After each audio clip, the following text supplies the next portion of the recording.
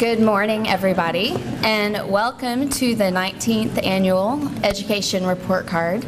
We're glad that you're all here this morning.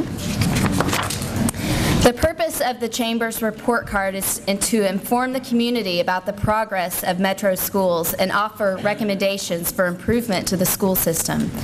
Today represents the culmination of half a year's work. For 2 years in a row, this report card has received a National Award for Communications Excellence from the American Chamber of Commerce Executives. Business leaders in the community understand that an excellent public school system will drive the future prosperity of our city and our region. We hope that bringing business and community leaders together to discuss education policy will generate further involvement and interest in our schools. But before we move on, we'd like to recognize the sponsors that make today's events and all of the Chamber's events possible. Thank you to our pivotal partners, a partnership at the highest level for all Chamber programs and events, Blue Cross Blue Shield of Tennessee, Cassidy Turley Commercial Real Estate Services, and Community Health Systems. Thank you to Altria, our supporting sponsor, whose support enables the Chamber to make a difference in education. And thanks to the YMCA of Middle Tennessee, which hosted our weekly meetings at their downtown location.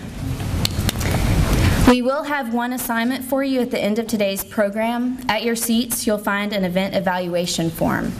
We'd love to have your feedback on today's program, so please take some time before you leave to fill that out. In addition, each of you will receive a printed copy of the report card as you exit today's program. At this time, it is my pleasure to introduce the Chair of the Metropolitan Board of Education, Gracie Porter.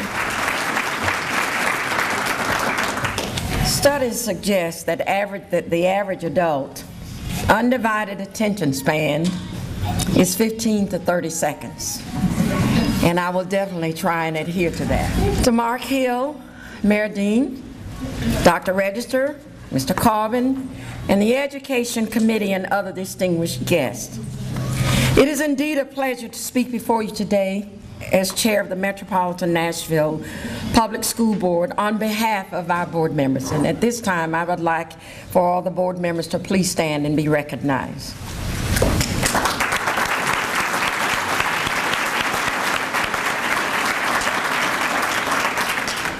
Our journey has not been an easy one, but filled with trying to do the right thing for students in our schools. Over the past few months, many of you have walked the halls of our schools and witnessed the success stories and testimonies from students, teachers, and school administrators. How proud they are of their schools. The academics are paving the way for our students as a future. The academies for these young people that many of you witnessed in progress are also what we mark as one of the best efforts I think that our school district has ever done, while increasing their motivation to explore careers that they never thought would be possible. No doubt you saw the elevated intensity towards graduating and less notion of dropping out of school. The heightened interest of these students as they develop the skills and direct in their future is more meaningful to them today than over the past several years. And I can attest to that as a former employee of this district. Your support and interest as community leaders has made a remarkable difference. When asked what are they learning, it is evident that they are excited to share an emotional and passionate feeling of what's in it for me, and also how successful I can be. We must continue to assist them in making their paradigm shift as they embark upon new experiences and ideas in order to achieve success. It is not just signing up to run a marathon, but one must be willing to run the race and increase the pace in order to win. We must encourage support and teach them as they approach the many paths. As their level of interest increase, their level of knowledge must also. They must be willing to challenge the status quo. They must continue to be engaged in the process by taking difficult classes and explore territory that they've never gone before. On your tour, you saw much of that. To Mr. Corbin and his committee, we want to say thank you for your candid assessment of our district. If our students fail, we all fail. We must keep our focus and hold each of us accountable. The successful community is one who walks and struggles together, as well as the rough roads and the smooth ones.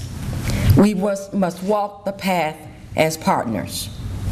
We must all be concerned about the quality of their lives and the living standards, closing the achievement gap, and never stop believing in them, no matter the level of family income. And I'd like to leave with you one of my favorite things that I always say to every student, kindergarten through 12th grade. I believe, and I remind them every single day that I walk into a school or is confronted with a young person, I say to them that your brain will carry you further than your feet. Thank you.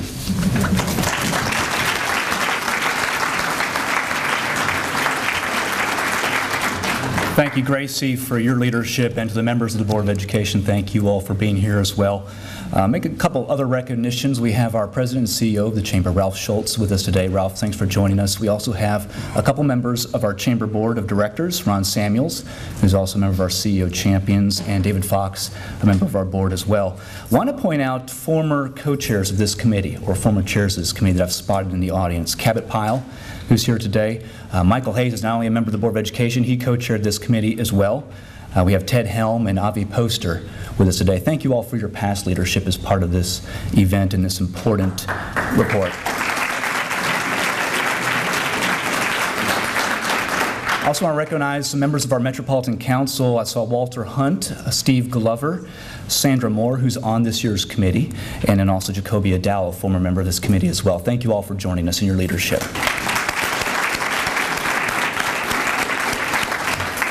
I'd like to give a special thanks, obviously, to the 24 Chamber volunteers who make up this year's committee, each spending an average of about 40 hours of time to produce this report that you'll see today.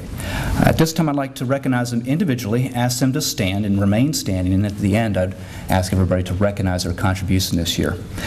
Luz Beleza Binns with Metro Social Services, Mark Capolino with Primary Leadership, Evelyn Davidson, a retired Metro Schools teacher, Brian Fessler with the Church of Scientology, Derek Free with Northwestern Mutual Financial Network, Reverend Mary Kaki Friskus Warren, the Dan and Margaret Maddox Charitable Fund, Becky Kantz, the Leading Edge, Julia Landstreet, the Nashville Civic Design Center,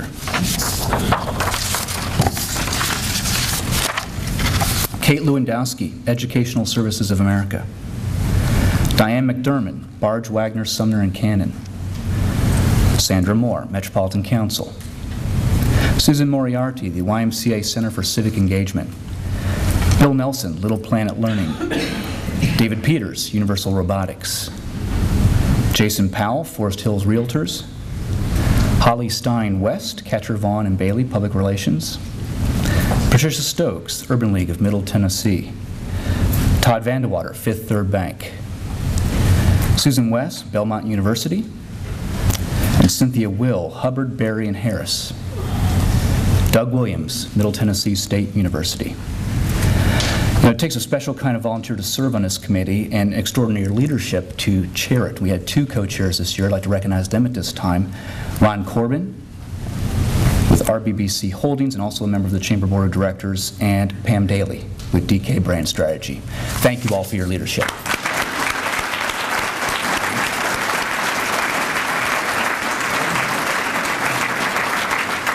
This time I'd like to ask Ron Corbin to come to the podium and take us through this year's report. Well, thank you, Mark. And listening to Gracie, thought about Terry Tempest Williams.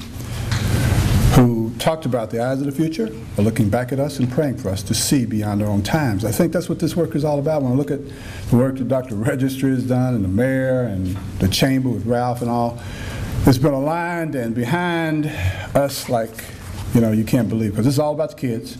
It's about public education, and I'm a product of public education and very proud to be involved in this work to make a difference. We can solve these problems if we continue to work in a collaborative way. So at this point, I'd like to turn the program over to Ron Corbin. That's what the script says. Okay. I'm Ron Corbin. Okay, so that's me. Every year, the Chamber Report Card provides an assessment of school systems performance during the most recently completed school year. And in considering the progress during the 2010-2011 school year, the committee believes MNPS has taken a first step forward in meeting the challenging goals. We're encouraged by the real, if modest, improvement over the previous year on a broad range of measures, but overall achievement remains low. MNPS needs to pick up the pace of improvement to compete effectively, particularly with surrounding areas. So let's take a look at some of the achievement data for the 2010 and 2011 school year. This graph that you're looking at shows the percentage of grades 3 through 8 students scoring proficient or advanced in math by subgroup.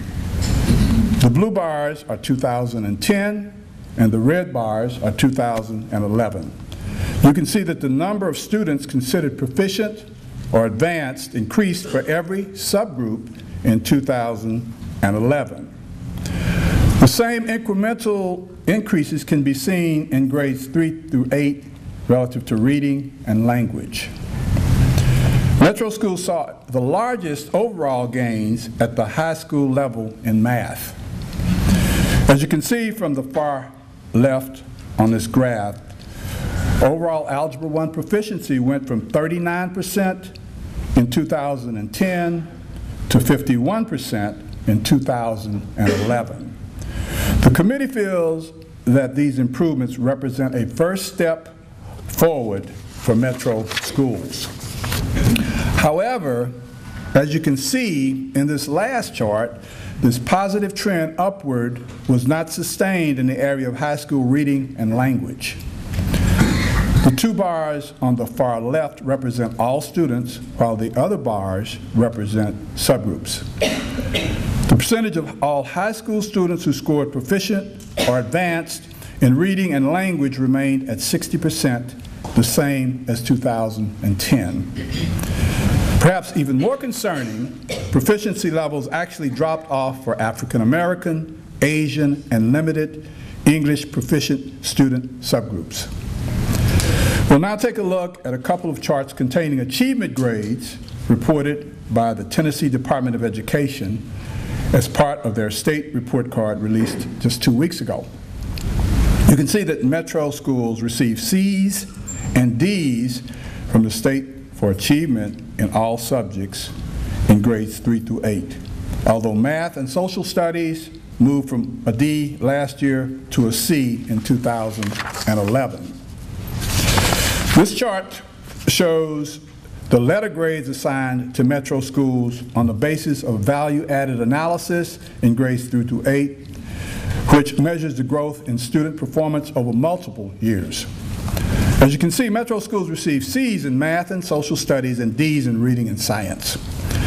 While we commend the district for improvement in percentage of students who are proficient or advanced, we remain concerned that overall achievement is unacceptably low. The numbers are especially sobering when compared to the results of MNPS's competitors. Student proficiency in MNPS is significantly below that of 9 public school systems adjacent to Davidson County. As you can see in the graph of grades 3 through 8 students scoring proficient or advanced in math, Davidson County is the red bar to the left. Even though this is an area where we have seen the strongest improvement, we're still below everyone else. In order for Metro schools to realize the goal of being the first choice for families, we have to pick up the pace. And here we see ACT scores by Metro High School.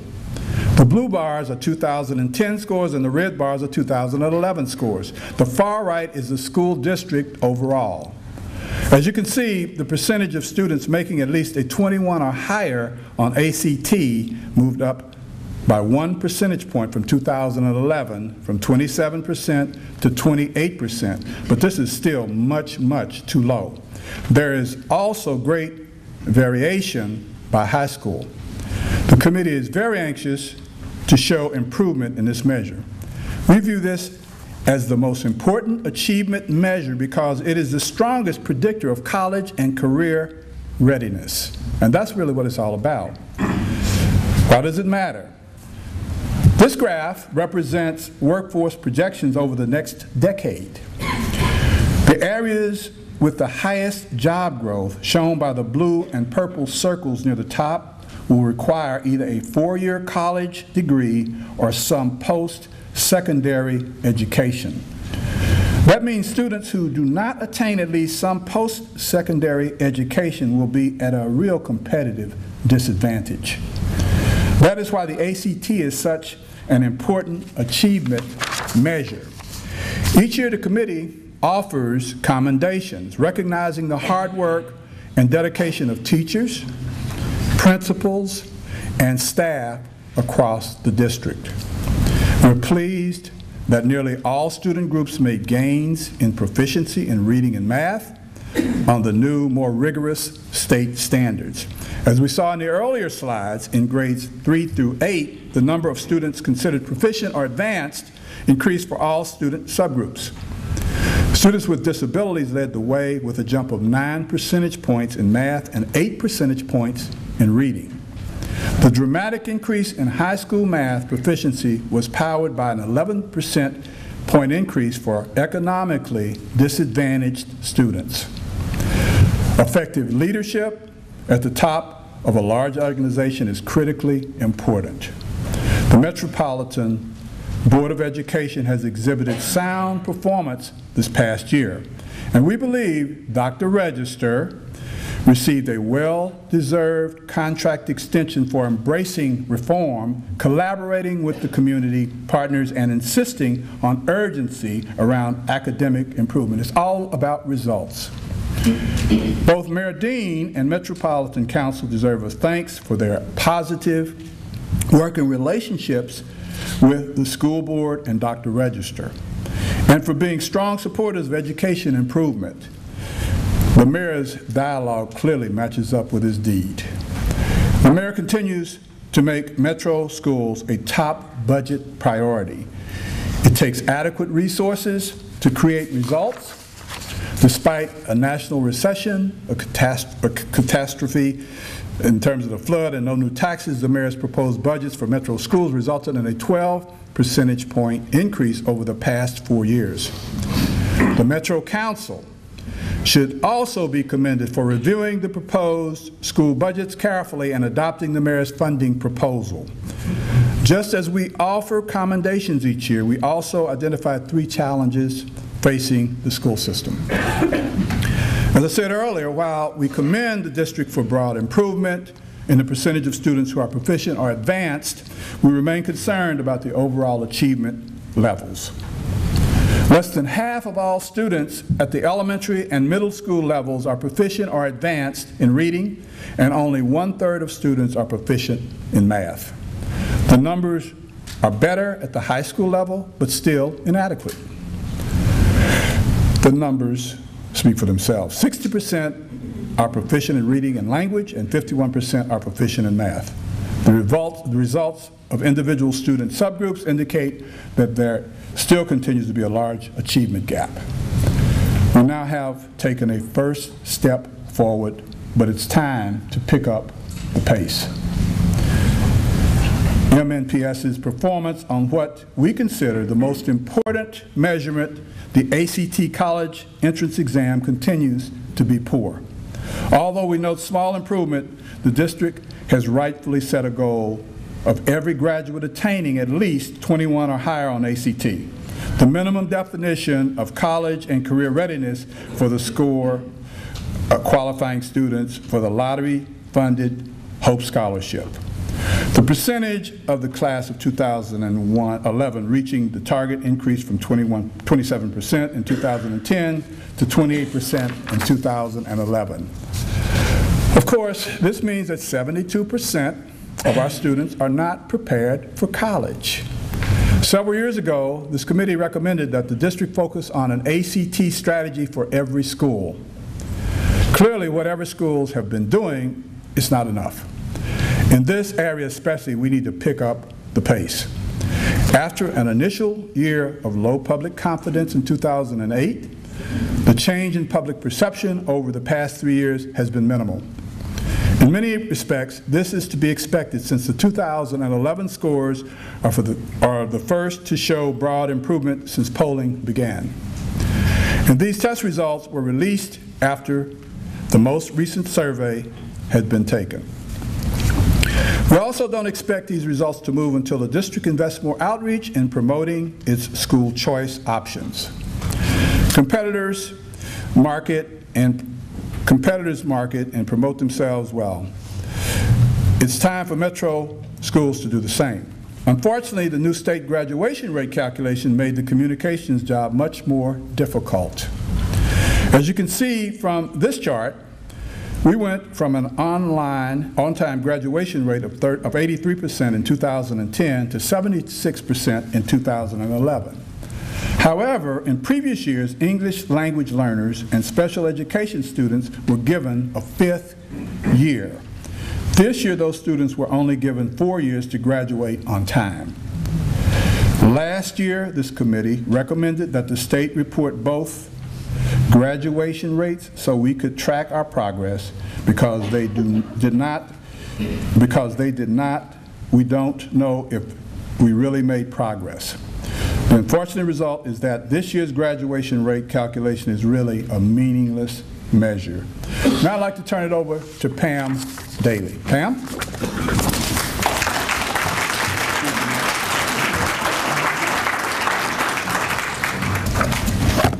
All right, it's not too early to talk about polling results, right? Every year for the past 4 years, the Chamber has fielded a poll of Davidson County voters to find out. This really helps us inform our decisions and our opinions for the committee research. What do they know about MNPS and how do they feel about the school system?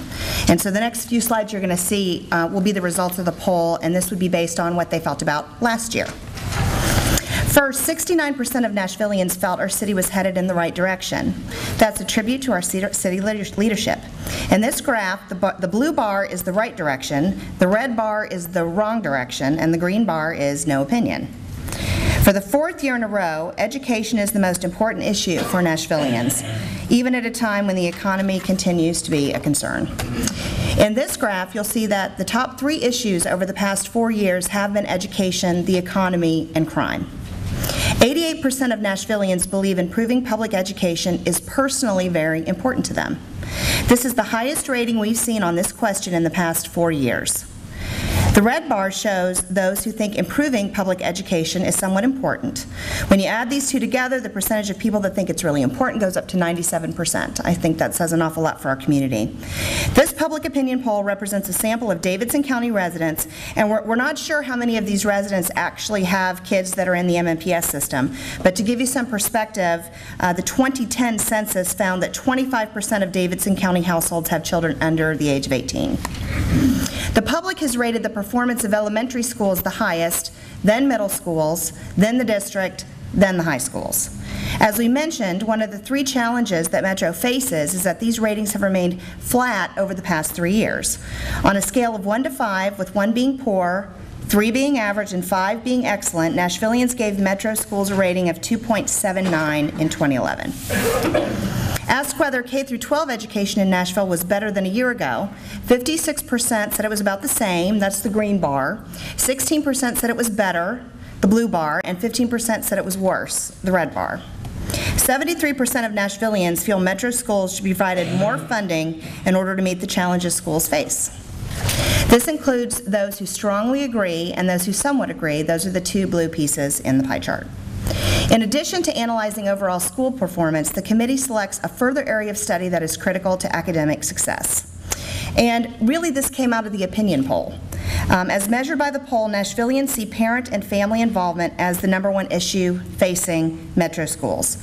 And because parent involvement has been found to strongly correlate with academic achievement, the committee chose to focus on parent and family involvement as our second area of focus. So we'll talk a little bit about that now. While research has shown that family involvement is one of the strongest predictors of children's school success, there appears to be a lack of consensus around what parent involvement should look like, both among educators and families. I'd like to stress that it's not that parents and families don't care about their kids, they just don't know what to do. There's a full analysis of this topic in the printed report that you all receive at the end of the presentation. What I'd like to do now is really give you the 5 recommendations that came out of the committee this year, the bulk of which will address parent and family involvement. Okay, the first bullet is to create a professional development curriculum for educators on how to communicate and work with culturally diverse parents and families and incentivize teachers to take the training.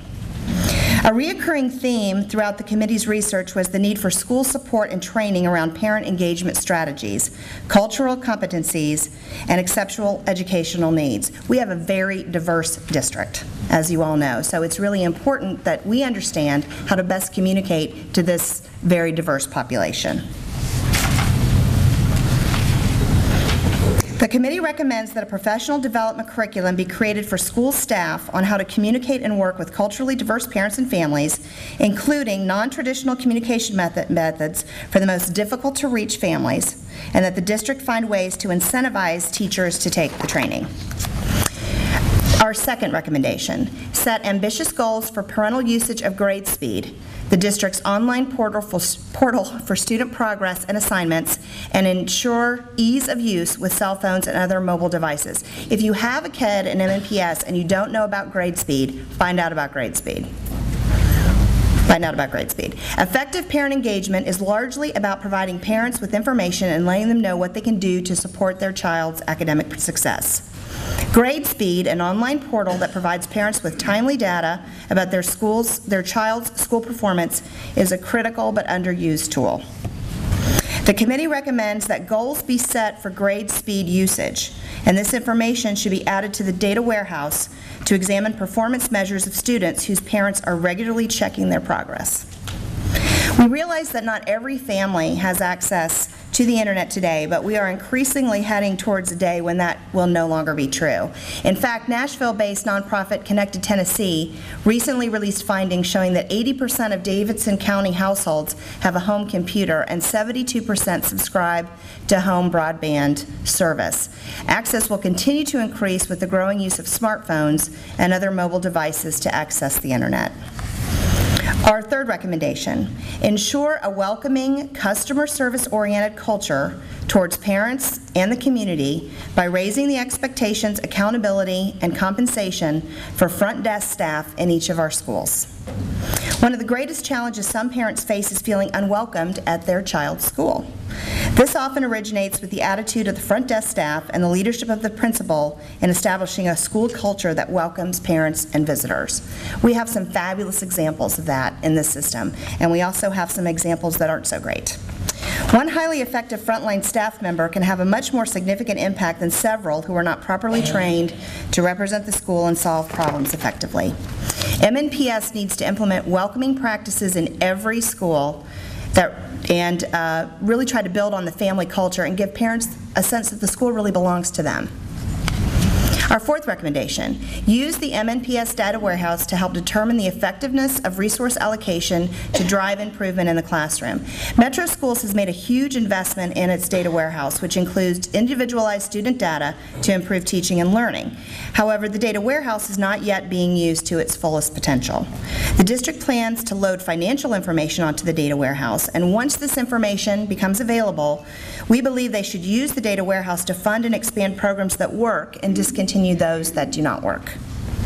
And our last recommendation, the state of Tennessee should make growth on ACT performance a factor in determining whether high schools and systems meet the state's annual accountability targets. Tennessee is one of 8 states that require every student to take the ACT, making this really the closest thing we have to a state exit exam. Because the ACT is used in college admissions and scholarship decisions, it's also a test whose relevance is easily understood by students and their families. Recognizing that the district and schools will focus their efforts to improve on the tests for which they are held accountable, we recommend that the state of Tennessee make growth on ACT performance a part of their accountability framework. I've often heard that leaders are vision casters, and we are very fortunate that we have Dr. Register, Ralph Schultz at the Chamber, and our mayor, Carl Dean, who, as I mentioned earlier, his dialogue matches up with his deeds. He doesn't just talk about it, he does it in terms of his actions. The rest of us are charged with operationalizing the vision in a very, very flawless way. Executing that strategy is really not easy, but we can make it easier with a good strategy. And what I'd like to do at this point is bring up our mayor, Carl Dean, the #1 mayor in the country.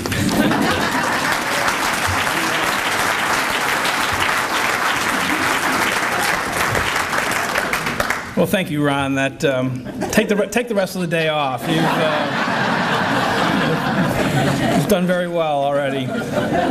First, let me thank the members of the Education Report Card Committee for their hard work. I have been through this process now each year that I've been mayor, and I know today's a day when you're receiving a lot of accolades and pats on the back, but there are many mornings when people are trudging in to appear in front of you that you probably wonder whether your work is appreciated, but it is. It's been a vital part of what has moved education forward in our city, and you deserve our thanks, and you have our thanks. And I want to say a particular word of thanks to Ron and Pam for their leadership as the co-chairs. Thank you for what you do, and thank you to Mark and the Chamber for your efforts. Also, I want to say to Dr. Register, thank you for your great leadership. It's been a pleasure working with you, and there's been a reference made. We each had a contract extension this year. Yours might be a little bit better than mine in some ways, but that's okay. But we'll continue to work together, and I'm very, very happy about that. Thank you to the board, and thank you to the Metro Council, and particularly those members who are here today to show their support for this important work.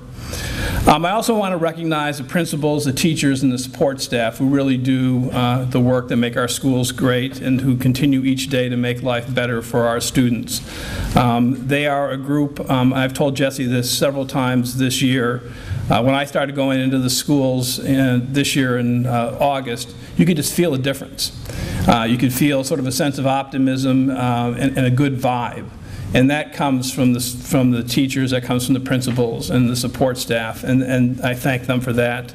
And to the parents, the grandparents, and family members who support their kids, who help them get to school each day and help them do their homework and remain committed to seeing us improve our schools. Thank you. I believe that we cannot overstate, and I've been at this now for a little over 4 years, and this is more and more clear to me every day. You cannot overstate the strength, the relationship between the strength of our school system and the health of our city. They are so connected that they are really the same thing. And as I say in almost every speech I make every day, that Nashville has so much going for us, that we have so much in terms of being a city of the future, that our best days are still ahead of us, we're on the rise. But for us to get to where we need to be and where we're going to get to, we have to have a school system that does all that it possibly can for our kids.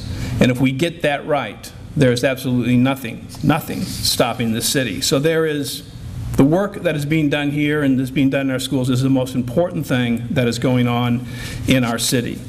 I applaud the report card for making reference to the diversity in our school system.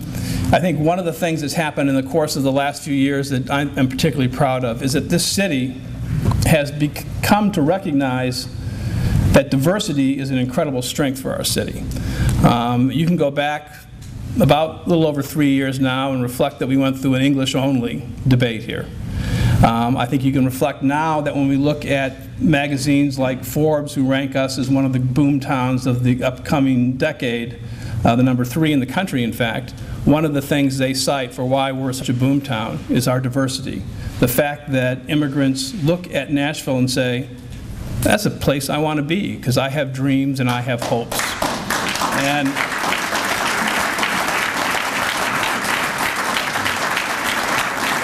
you contrast that with other cities where they say, well, it's not really where you want to be. That's not where you go for your dreams. This is a city where people should be able to pursue happiness. And that diversity, which at many times seems like an extra challenge for our school system, is ultimately going to be one of the great strengths of the city to make us a city of the 21st century. So I applaud the group for pointing that out and encouraging us to maximize on the positives of our diversity. You know, the report card is often a call to action. And again, this year it is a call to action. We can never, we'll never be at a point that I can foresee where we can say we've got it done. Everything's going in the right direction. We can just put it on automatic pilot and assume it's going to be all right. Education needs to be the top priority. We need to continue to find ways to fund education, which will be challenging. We need to continue to embrace reform. We need to continue to embrace innovation. That will be challenging.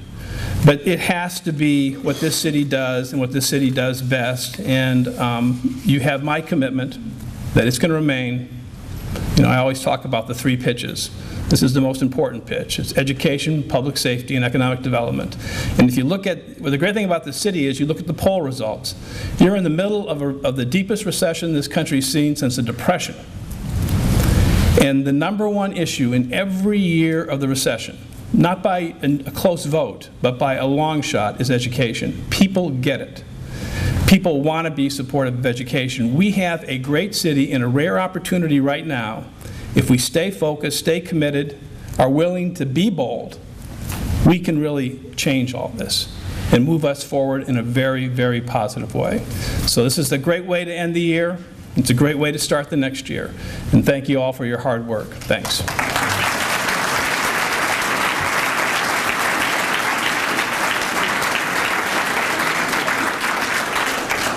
Now it's my privilege to introduce someone who I admire personally and think has been a great choice for our city, Dr. Jesse Ressinger.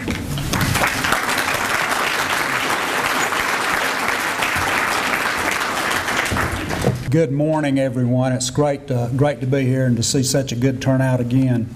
It is really difficult to be the last on the agenda and to follow the best mayor in the country and Ron Corbin and Pam Daly. And Pam, you didn't announce me as the best superintendent in the country. But I was going to give you the rest of the day off. So, all right, you have to work the rest of the day, Peter. I want to begin by thanking Ron and Pam and the Report Card Committee for your work. It's a really difficult task. This school system's a tough one to get your arms around. Recently, I want to use an analogy that I just recently used in Leadership Nashville.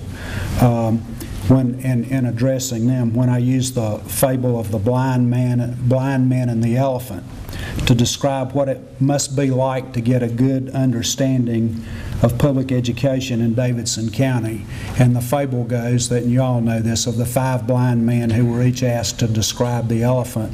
And one touched the tail, and one touched the tusk, and one touched the knee, and one touched the side, and one touched the trunk. And they got into a discussion, I won't say an argument, a discussion about what that elephant looked like.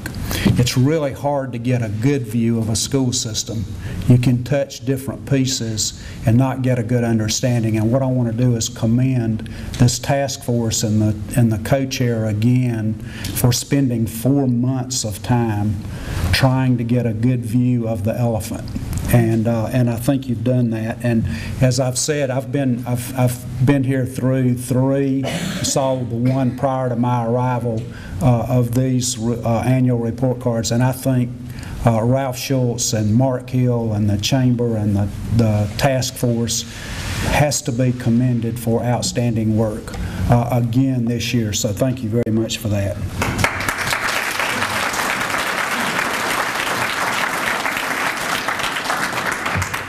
The other thing I was going to say about being last is that I really want you to know that I've changed my speech 3 times since I've been sitting in that chair, and I really mean that. So I might stumble around with it a little bit, but I'm going to make my points. First, I want to say the 5 recommendations are on target. I did not have much time to look at this in advance, but I spent some time with it yesterday and again this morning, and I believe the 5 recommendations are very much on target.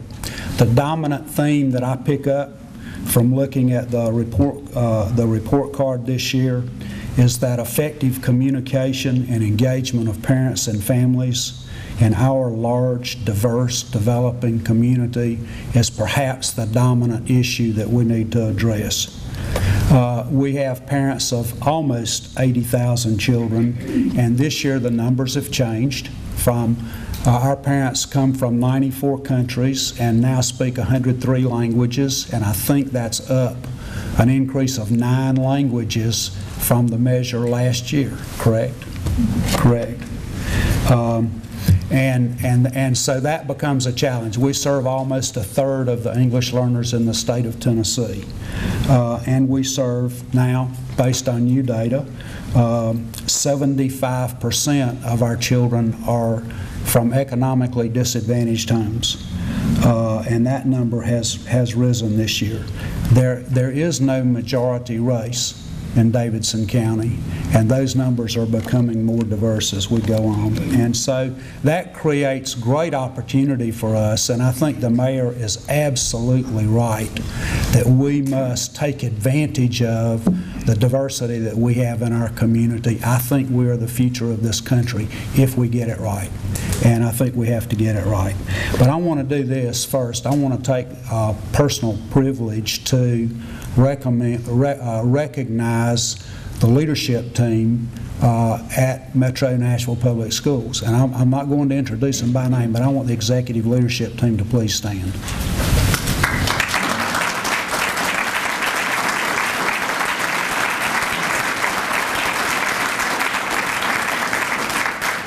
There were some people that didn't stand up that I want to stand up to. ELL, special education, innovation school zone. Alan Coverstone, where are you? You're already standing. Stand up. Stand up.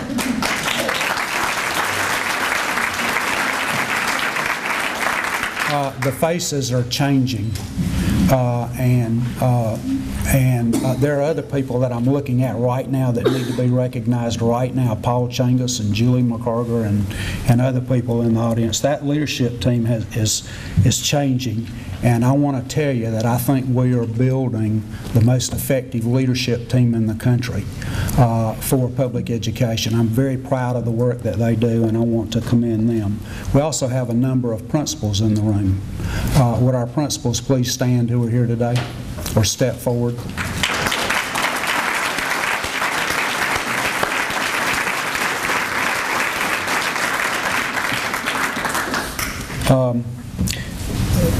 In Metro Nashville Public Schools, we must address issues of achievement gaps and below state average achievement. And to be successful, we must work hard to effectively and meaningfully engage parents and families to eliminate those gaps. That's one of the things that we have to do. The report speaks of the need to improve communications with parents, the use of technology to communicate student achievement, to talk about the grade speed, to the use of the data warehouse to drive improvements in instruction. I think all of these are key issues, and it's a dominant part of the report. Pam's statistic was interesting. What our statistic is, we know that approximately 40% of the children we serve in metropolitan Nashville public schools do not have internet access. That creates a digital divide. If we're going to close the achievement gap, we have to address the digital gap, the digital divide. Access to technology for all families is important and attainable in this community. And we have a commitment in the school district now to eliminate the digital divide. I think that gets us on the road. It's attainable, but we can't do it alone.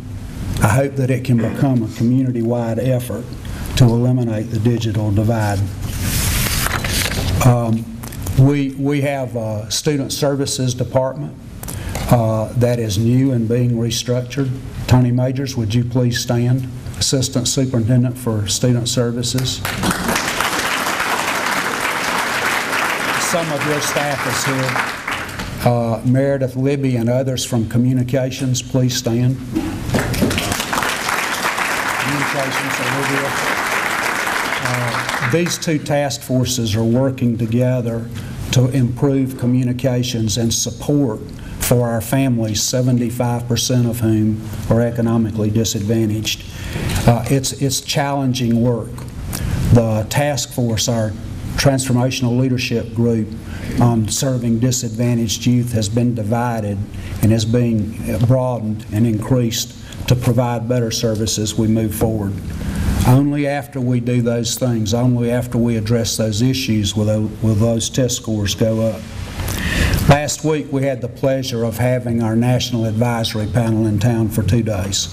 It's a group of 5, now 6 people who are recognized nationally as educational experts and researchers. They're the best in the world, in my opinion. One of those national experts is Professor Andy Hargreaves from Boston College. He is perhaps the world's foremost researcher on best practice in educational systems in the world. And I'm going to share with you some comments he made in a closed session at the end of the 2 days. Andy said first, I want to make 2 points that Andy made. First, you've got to look for short-term wins, but don't believe that only short-term gains show success. It takes time. It takes 3 to 5 years.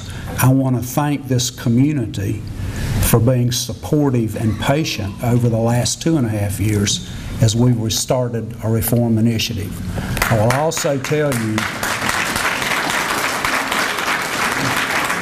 that absolutely the last test score to change is the ACT score. That's built on 6 or 7 years worth of work in schools at least.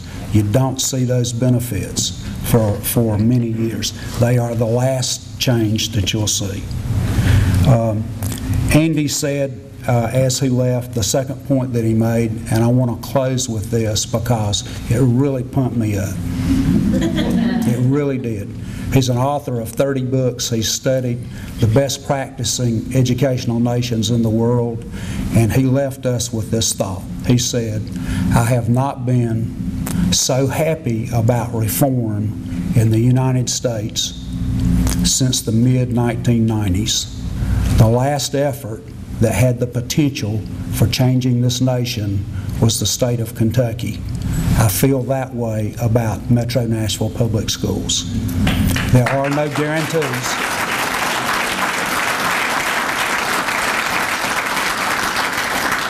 And I would encourage the media to call Andy and ask him that, since I know. But there are no guarantees. We have a long way to go.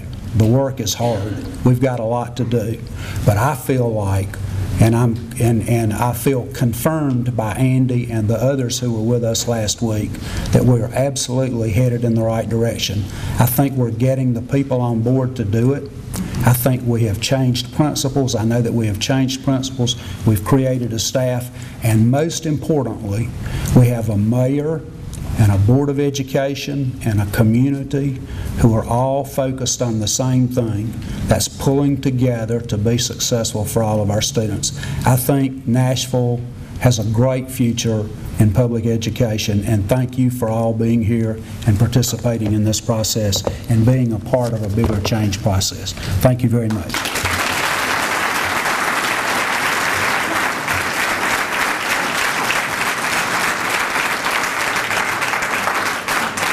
Thank you, Dr. Register. There was one other recognition I wanted to make sure to make. He's not a member of our committee, but he does get to come to our meetings every Friday morning, which you can think about whether that's good or bad, but it's Fred Carr. Fred Carr is our Metro Schools liaison to the committee.